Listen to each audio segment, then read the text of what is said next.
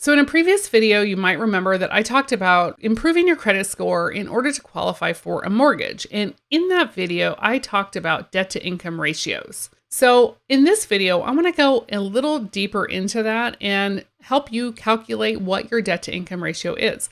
So I've created a super simple spreadsheet that I'm going to share with you in the description. I'll put a link to it in the description below, where you can figure out your debt to income, what it is today. And I also want to caution you because, the lender's going to tell you that they need to see a debt to income ratio of a certain amount. It might be, 42%. It could be all the way up to like 55%. But even if they qualify you, even if they say that you can afford it, I want you to think about it on your own and for yourself. You need to decide if you can afford it because you're the one committing to 30 years in most cases, 30 years of paying that debt back. So you got to be comfortable with it. And a lot of people just take whatever the lender tells them and says, oh, look, I can buy this house and this is my debt. And they say I can afford it. So I'm good. But a lot of people find that that wasn't the best way to go and that you might have other plans. You might not want to keep, working as hard as you are right now for the next 30 years. And you might want to just buy a little less house than you can qualify for. And that's perfectly okay to do. Just because they tell you this is the maximum amount you can get does not mean that you have to spend the maximum amount. And I want you to not spend the maximum amount if you don't have to.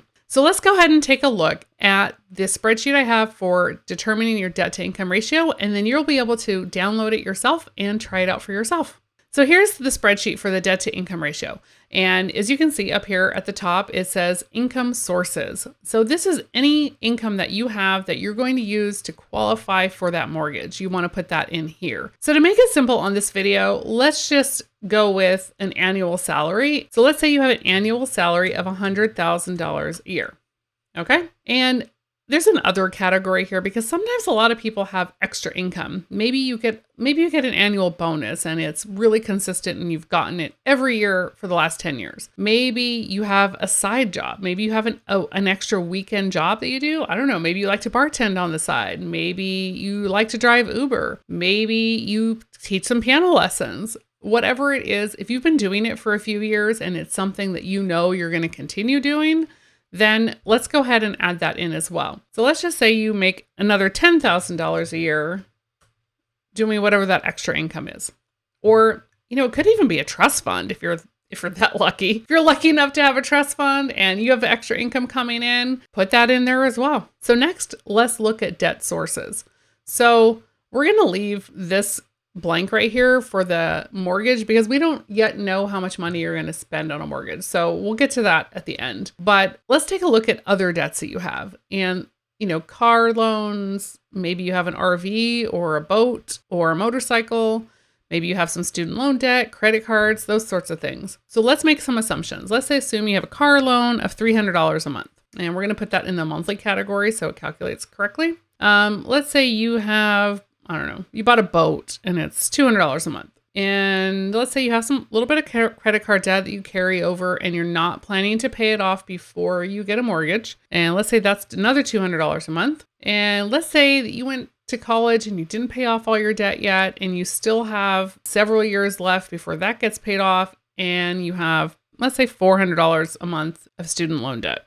And if there's any other debt that you can think of that's monthly that's going to come up, and I'm not talking about electricity bills or gas for your car or maintenance for your car or cell phone, nothing like that. Those aren't monthly debts from money that you borrowed. Those are just living expenses. So let's not calculate that in. So what we have there is $1,100 a month in debt and an income of $110,000. Now remember, this income is before taxes. This is not your after-tax income. So this is your gross income. And that gives you a debt to income ratio of 12%, which is amazing. It's 12%, very low. However, we're not factoring in what your mortgage is or what your rent might be. So we're not even considering that yet at this point. So let's say you have saved some money for a down payment and you're ready to buy a house. And in California, things are expensive. So if you're not in California and you're watching this, keep that in mind that these numbers are, actually pretty low numbers for where I'm located, but I didn't want to go up to the, where they normally would be. But anyway, so let's say you are going to buy a house for $700,000 and you need a down payment of 20%. Now, not every loan requires 20% down, so don't assume that just because I said that here. You could do an FHA loan for 3.5%, possibly. You might do a conventional for 5%, whatever. That's something to talk to the lender about, and programs are changing all the time. So that might be a completely different thing by the time you see this video and you go out to qualify for your loan. There may be more options for you as far as down payment goes. For the sake of this video, I just want to keep it to these numbers and make it a little easier. So 700,000, let's say you have a 20% down payment. So you're looking at a mortgage amount of $560,000. So let's plug that in. And remember, it's a 30-year loan in most cases, unless you have a really big down payment or a really big income and you can afford a 15-year mortgage.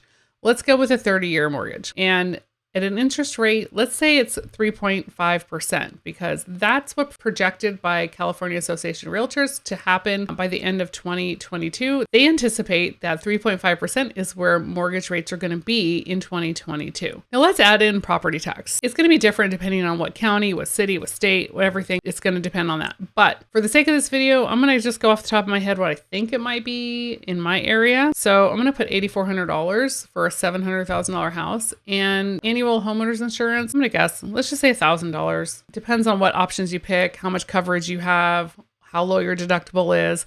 Those are all variables when you choose insurance. So let's just go with a round number of $1,000. And what we have here is a monthly payment of $25,465. Now that is just principal and interest. That doesn't include the taxes and the insurance.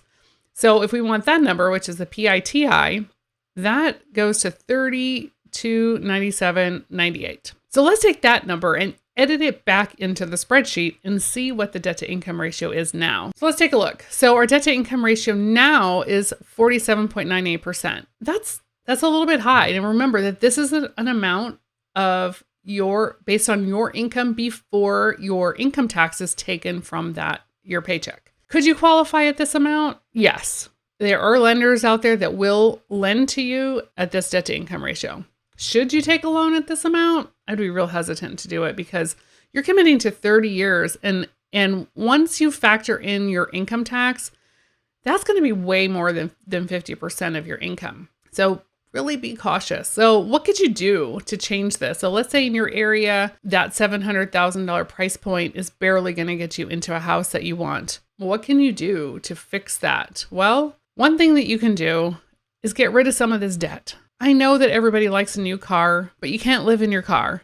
Your car is not going to help you, and that car is only going to go down in value. So if you could pay off that $300 a month car loan and still keep driving that car, that would help significantly. Let's say you have no car loan. Let's take that out. How does that change it? So it changes it down to 44.71%. That's a big improvement. And what if you just get rid of that, whatever you got, your boat, your motorcycle, your RV, whatever that is? Do you really need it? Hey, you're going to be enjoying your house. Wouldn't you rather put that $200 a month towards your house by maybe fixing it up or saving for a rainy day in case the roof leaks or something happens? So let's take that out. Now we're getting down to close to 42%. And this is right in the number where I think most lenders prefer to see a borrower be at 42%.